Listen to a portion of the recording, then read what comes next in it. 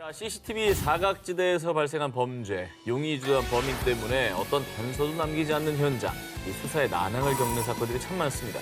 하지만 누군가의 결정적인 제보가 이 사건의 실타래를 푸는 핵심 증거가 될 수 있죠. 저기 신고 좀 하려고.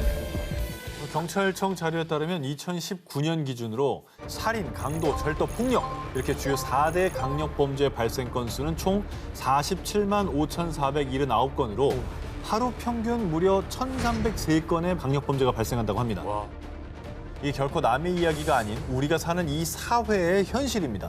한시라도 빨리 범인을 검거해서 억울한 피해자들의 고통을 조금이나마 덜어드릴 수 있길 바라면서 이번 특종을 준비했습니다. Woman, the FBI is offering $100,000. 이번 특종은 대한민국을 떠들썩하게 했던 사건입니다. 1997년 1월 20일 부산 교도소. 무기징역을 선고받고 복역 중이던 한 범죄자가 화장실 쇠창살을 뚫고 탈옥하는 사건이 발생했는데요. 오늘 새벽 6시 부산교도소. 강도치사죄로 무기징역형을 선고받고 수감 중이던 29살 신창원 씨가 없어진 사실이 순찰 도중 발견됐습니다. 기억하죠. 당시 진짜 전국에 발칵 뒤집혔잖아요. 매일 뉴스에 헤드라인으로 보도가 됐었고.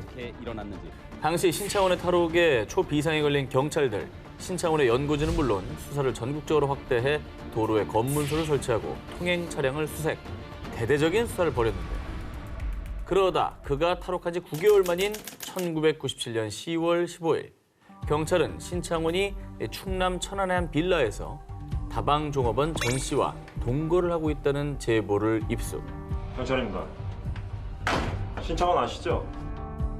눈에 불을 켜고 바로 잠복 근무에 들어갔습니다. 하지만 낌새를 채고 달아난 신창원. 경찰은 허무하게도 발길을 돌릴 수밖에 없었습니다. 그리고 탈옥 1년여 만인 1998년 3월 6일 경찰은 신창원의 고향인 전북 김제에 차려진 검문소에서 드디어 신창원을 잡을 수 있는 절호의 기회를 맞이합니다. 하지만 이번에도 신창원은 재빠르게 도주하고 말았습니다. 그렇게 경찰을 눈앞에서 따돌린 것만 무려 5차례. 국민들은 신창원을 잡지 못하는 건 아닐까 걱정하며 두려움에 떨어야 했습니다. 이건 경찰과 마주쳤는데도 어떻게 도망을 쳤냐. 그것도 한두 번도 아니고 5번이나. 자, 그렇게 신창원의 행적이 또다시 오리무중이었던 그때 경찰서에 걸려온 한 통의 전화입니다. 이 녹취가 있었구나. 아니, 신청원이 좀 불가능한 맞는데. 인생 사기가 어때요, 아저씨? 거의 신청원이랑 똑같아요. 내가 경쟁자가 있는데, 예.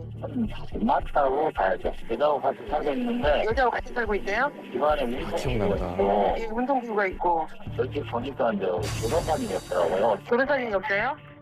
결혼 사진이 없는 걸 이상하게 생각하셨구나. 결국 신창원은 탈옥 2년 6개월 907일 만인 1999년 7월 16일 수리공 A씨의 제보로 전남 순천의 한 아파트에서 검거됐습니다. 지금 심정은 어때요?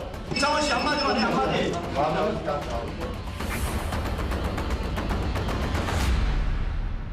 자, 이번 특종 역시 결정적인 제보 덕분에 해결된 사건입니다. 바로 2003년 9월부터 2004년 7월까지 10개월 만에 무려 20여 명의 노인과 여성들을 살해한 살인마 유영철. 너무 생생하게 기억나. 네, 굉장히 짧은 기간이었는데 안타깝게도 또 많은 희생자가 났었던. 네네네. 영화 되기도 했었잖아요, 이 소재로. 맞습니다. 영화 장면을 봐도 무섭더라고. 특수절도 및 강간 혐의로 전주교도소에서 복역하던 유영철은 아내 이혼 통보에 분노하다 극악무도한 살인범으로 끝도 없이 추락. 출소 13일 만인 2003년 9월 24일 한 대학 교수 부부를 살해하는데요. 이후에도 그는 부유층 노인, 특히 출장 마사지사로 일하던 여성을 상대로 수많은 연쇄 살인을 저질렀습니다. 경찰은 일련의 사건들이 동일범의 소행임을 파악, 대대적인 수사를 펼쳤지만 20명이 넘는 피해자가 발생하는 동안 범인을 검거하지 못했습니다. 희대 연쇄 살인마의 등장에 전국이 공포에 떨던 바로 그때 우리 직원들이 이 번호로 온 전화를 받고 나가기만 하면 돌아오지를 않네요. 당시 마사지 업소를 운영하던 한 남성이 여성 출장 마사지사들이 휴대폰 끝번호가 동일한 남성의 전화를 받고는 출장을 나가서 돌아오질 않는다고 제보했던 겁니다. 그래서 이 추격자 거기서 야, 4885.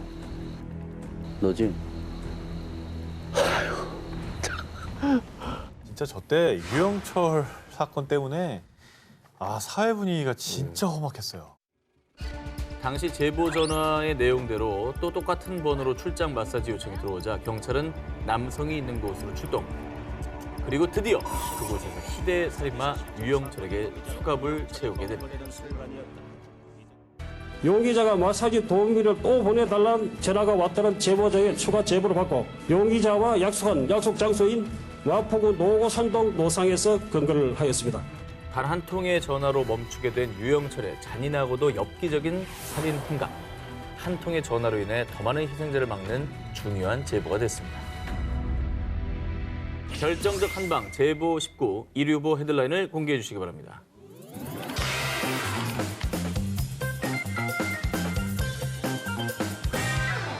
(2013년 4월 18일) 미국 한 병원의 중환자실에서 3일 전 하루아침에 두 다리를 잃고 병원에 실려온 27살 청년 제프 바우만이 수술 후 의식을 되찾았습니다.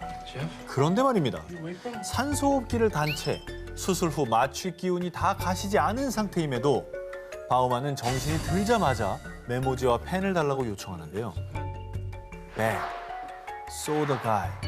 Looked right at me. 무슨 말이야? 그러니까 본인을 부상시킨 범인을 봤다라는 제보인가요? 그렇죠. 네. 그런데 바우만의 메모가 공개되자 보스턴 마라톤 테러 결정적 제보 입수.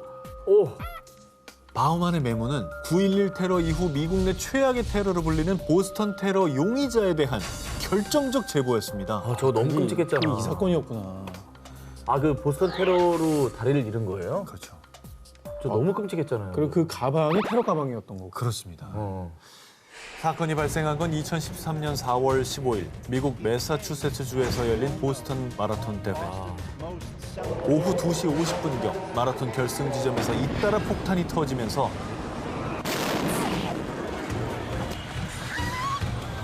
세 명이 목숨을 잃고 260여 명이 부상을 입는 대참사가 벌어집니다. And we will find out who did this. We'll find out why they did this. 9.11 테러의 악몽이 되살아난 듯 미국 경찰과 FBI는 사건 발생 2시간 만에 컨트롤 타워를 세우고 수사에 돌입. 9천여 명의 경찰을 동원해 대대적인 검거 작전을 벌였는데요. 테러 직후 FBI는 테러 현장 주변에 600여 대의 CCTV를 수집.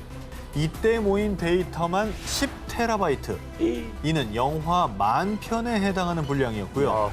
뿐만 아니라 당시 약 50만 명의 인파가 운집한 상황. 목격자도 없는 상태에서 FBI는 용의자에 대한 수사망을 좁히는 데 시간이 걸릴 것으로 예상했는데요.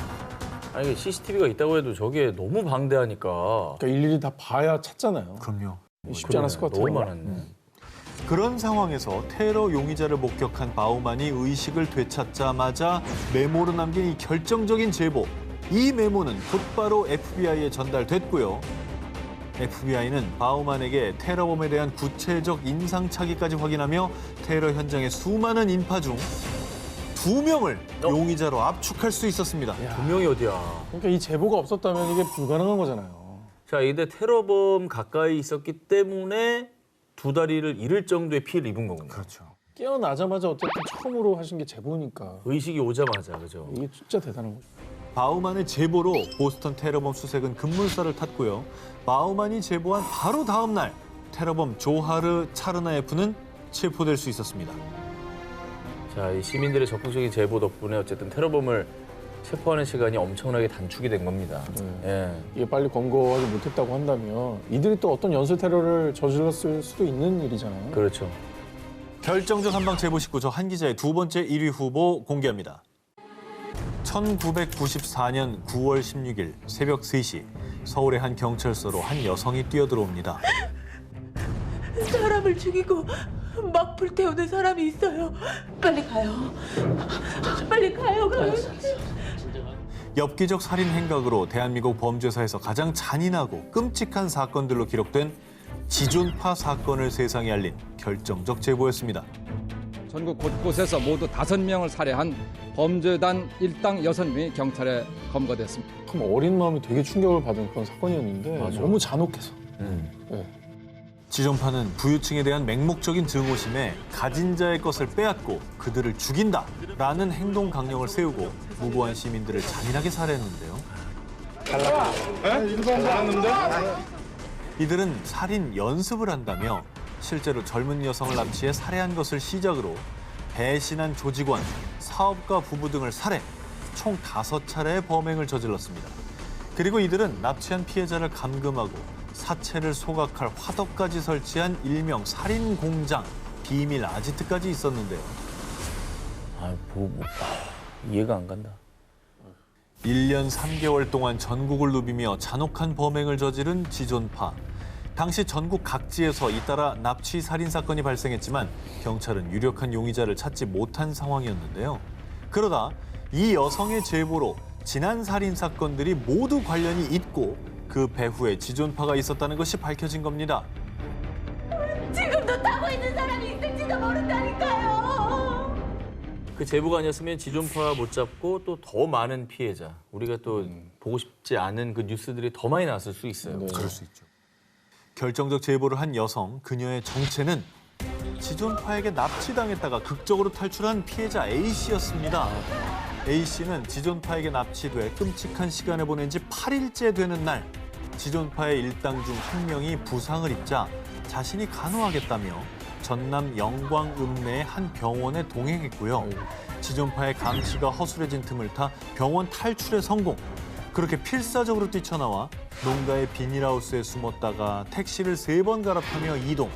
아슬아슬한 숨바꼭질 끝에 서울의 한 경찰서로 향했습니다.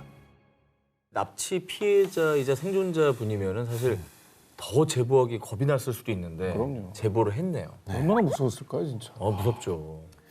경찰은 지존파의 본거지를 급습. 그렇게 1994년 9월 21일 지존파 일당을 검거하며 그 충격적인 실체가 만천하에 공개됐습니다. 난 인간이 아니야, 그러지. 정말 죽여서 못 죽여서 한이 맺혀. 충격이었어. 저도 충격이었어요. 반성하는 태도가 아예 안 보여. 결국 이들은 사형을 선고받고 1995년 11월 2일 사형이 집행되며 끔찍한 지존파 살인 사건은 마무리됐습니다. 제보가 얼마나 중요한지 소중한지를 다시 한번 일깨워주는 사건입니다.